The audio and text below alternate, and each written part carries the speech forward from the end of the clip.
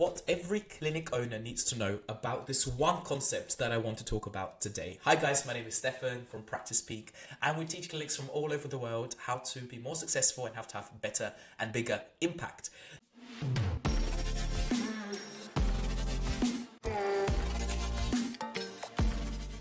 I wish I understood this one graph better. Sometimes I talk about concepts in life, mental models that can just be placed on one page and they can completely transform the way you think about a certain concept, about a certain frame.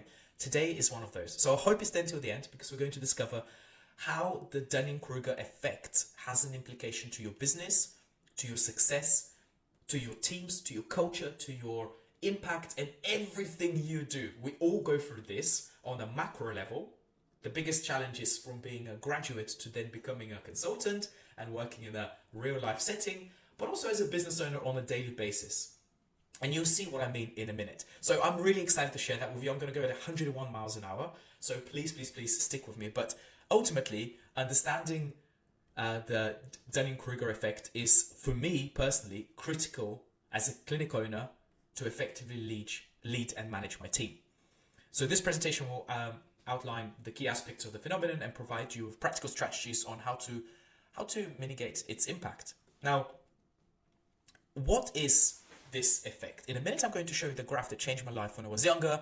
I was lucky enough to be introduced to it. I stumbled across it, and it was just very, very inspiring to understand it at the right point in my life. And you'll see what I mean in a minute. But the Dunning-Kruger effect is basically a cognitive bias. It's a cognitive bias where people with limited skills overestimate their abilities. And that's quite dangerous, especially when it comes to not knowing what you don't know. They lack this self-awareness to even judge their own competence on the scale, where they are, because they just haven't walked the walk. If I told you, hey, it gets really, really tough when you run a marathon at that mile 20, 21, 22, but you've never run a marathon. You can only go by what I'm saying. You haven't experienced it. So you cannot make your judgment because you haven't got the experience to do that. I will never forget, before having our son, one of my best friends, they had their daughter just a few weeks before we had our son. And I said, hey dude, what is it like becoming a dad? And he said something that stuck with me. It's like, there's no point describing it to you. And I said, why not? He said, well, imagine you're blind and I'm trying to describe the color purple. You just wouldn't be able to register it. So this cognitive bias is really important to understand, and for you as a business owner to be aware that it exists, right? To be aware that it exists. It's an incompetence blind spot. Individuals in this state often fail to recognize their shortcomings. This happens a lot because I do a lot of mentoring, a lot of training from new grads to getting them to be awesome chiropractors as soon as possible. And universities do a great job. I always think it's like they give you the pen and it's up to you how to use it. A lot of chiropractors are very safe, they're very effective at diagnosing problems, but they just lack that life experience, that communication, that management tool bag with the skills that they need to acquire. But this can often lead to overconfidence, poor decision making, and this is the one that in a way upsets me the most, is difficulties in learning and improving. They become their own bottleneck in a way. We're going to change that because you guys are watching this channel, you're watching these videos, and you're investing in your ongoing development. So this is the graph that changed my life. Unfortunately, you have to be watching YouTube to be able to see this, but the graph has two axes. It has confidence, and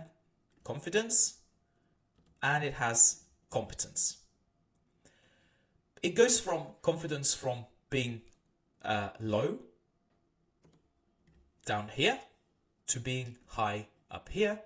And obviously as time goes on, you get more competence. So knowing nothing to start with on a specific topic to being the guru.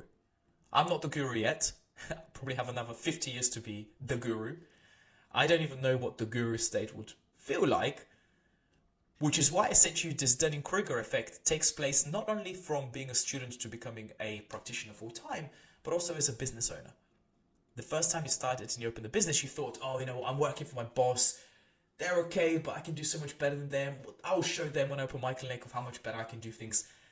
And then you're like, holy smokes, how do I even find a contractor to knock one of the walls down? How do I find a structural engineer to do the drawings for me to apply for planning permission before I even open the door to see patients? Which website do I use to order a bench? How do I service the benches? How do I even get a contract for a CA? How do I even hire my first CA? This is the kind of stuff, and this is why my kind of saying for practice speak is building a successful practice is freaking hard, and we make it easy. This is why we have a mastermind group where my high-end clients, yes, they pay me a lot of money, but all this stuff is done with them. We literally hold their hand on how to do all these things and how to build a successful practice, which is where you guys need to understand that this concept of the Dunning-Kruger Effect will change the way you see your business, the way you see how you treat patients, and everything else. So let's break it down. You start down here, okay? You are, I don't know, low in confidence and you're low in competence. And then you learn a little bit of a skill. You might say, oh, look at this. I've done some training with Stefan for the next 4 to 6 months. My confidence is shooting through the roof. Patients are getting better. Everyone is starting care and it's all going well. I am the best. You, my friends, are reaching something very dangerous. Which, by the way, this graph, I wish I saw this earlier. This is amazing. The peak of Mount Stupid, inverted commas. You're entering a dangerous zone. The zone where it's inevitable you're going to have a massive drop of confidence, but your competence is still increasing. This is really important. The fact that going from not knowing anything to becoming a guru one day, the two variables are this. Time. So you just need to give it time because nothing is perfect when you first start, and you have to understand that it takes time to become great at anything. Michael Jordan wasn't amazing when he first picked up a basketball. And number 2 is the ability, it's like grit. Think of it, grit. Like I'll be up, I'll have downs. It'll be difficult, but I'm going to stick with it because I have what I call the never ending learning mindset. You're always willing to learn and evolve. So when you get to this peak of Mount Stupid, it's very important to be aware of the graph because you are just at the beginning of your journey. What happens is then you get this massive drop of confidence and you think, oh my goodness, no patients are getting better. Everyone is dropping out of care. I see this with every single new grad. I see it with every single business owner.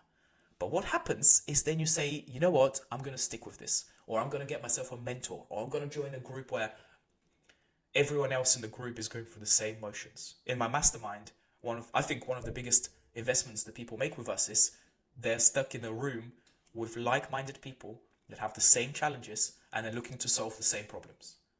You can't put a price on that because I noticed that on average we add about 15k of extra monthly revenue for business owners to join us within the first 6 months, which means as an investment you're getting 150k a year extra because you understand principles like this and you know what to do about it and how to do about it. So the valley of despair is a tricky one because you feel like you're not good enough. Why do they do this? Is chiropractic care even for me? Is me being a business owner, can I do it? Am I good enough? And then you realize that actually everyone goes through that. So then you say, well, actually what I'm going to do is I'm going to do a little marketing campaign and see if I can get more new patients. I'm going to go back to the drawing board and I'm going to do day 1. For the next 6 months, I'm going to obsess just doing day 1 really well. Then I'm going to do day 2. Then I'm going to refine my processes. Then I'm going to implement systems. Then I'm going to create SOPs. Then I'm going to change what I did back down here. And all of a sudden, you've entered the slope of enlightenment. This is beautiful. The world becomes a better place. But this time, your confidence is growing with having enough competence in the bag, meaning you're good enough, you know you're good enough, but you also know that you could be going back to the peak of Mount Stupid because there will be other skills that you have to learn. And eventually, after 5, 6, 7, 10 years of doing business or being a chiropractor, you will enter the plateau of sustainability. This is where you've built enough skill set. This is where you've built enough tools in your bag. You've collected enough evidence to know what you don't know. Therefore, there's less that you don't know. Therefore, you are closer to becoming into that guru state. And that, my friend, is the graph that changed my life. So you have to save this graph. You have to make sure that you apply it. Because if I show you that there are multiple applications to this effect, and especially if you're trying to build a team, then this will shock you. So how the Dunning-Kruger effect manifests in clinics? Well, the first thing is that if you are not aware of it, You might overestimate your clinical skills. You might think you're the dog's bollocks, excuse the French. You might think you're the best adjuster in the world. And then you meet someone who's been doing it for 20 years extra and you think, oh my goodness, I didn't know anything. You also might be resistant to feedback. This is a big one. So being aware of that graph. For clinic owners, if you're watching this, show this graph to your team. The thing that I just showed you in the previous slide, print it and do the training according to that. Tell them what to look out for. Give them the peak of Mount Stupid awareness. Because you don't want to have conflict and miscommunication. You don't want to have limited learning. All of these can be avoided if you understand the concept of the graph. Recognizing the signs of the Dunning-Kruger Effect. Well, I call this the red flags. The first one is if someone has lack of self-awareness. If individuals are not even aware of their limitations, they wouldn't even be open for training.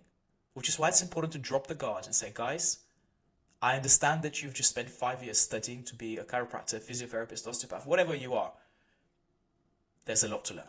So I want you to drop your ego, I want you to drop your guard, and I want you to go back to that whiteboard and say, I am a student every single day, and I'm going to learn a lot. I'm going to develop this mindset of never stop learning, never stop evolving. Because then, if they have lack of self-awareness, they're going to have resistance to feedback. Individuals may become defensive, they may become dismissive, and therefore constructive criticism becomes impossible. And they become overly confident, we call them cocky, and that is not a good thing either. You can tell the difference between a Cristiano Ronaldo cocky, where he has got bags of experience, versus someone who hasn't got the experience, who haven't got the competence, they just have false sense of confidence. And that's a very dangerous game to play. Strategies to mitigate this effect. Well, the first thing I tend to do with my guys is just to say, guys, let's just create a culture where it's absolutely acceptable to make mistakes, as long as we seek feedback. So we encourage humility, not humility, apologies. The second thing we want to do, point number 2 here, is to promote continuous learning. The word continuous is probably the one to highlight here. I want to provide opportunities for my teams to attend conferences, to go to workshops, to online courses, read books, all of this stuff.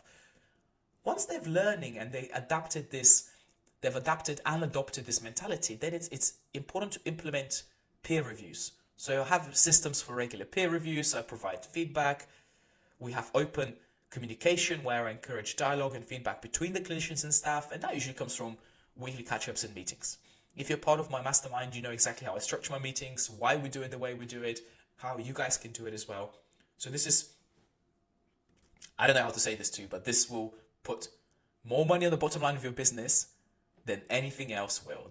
No number of new patients can match this. In terms of building the right culture by using this method, it starts from you. It's a top-down leadership, right? So clinic owners should model humility and willingness to learn. How many times last year did you sit down with your team in a workshop doing things together? How many seminars did you attend? How many CPT events did you do with your team? And you were sitting there making notes in front of them when the speaker was introducing a new concept.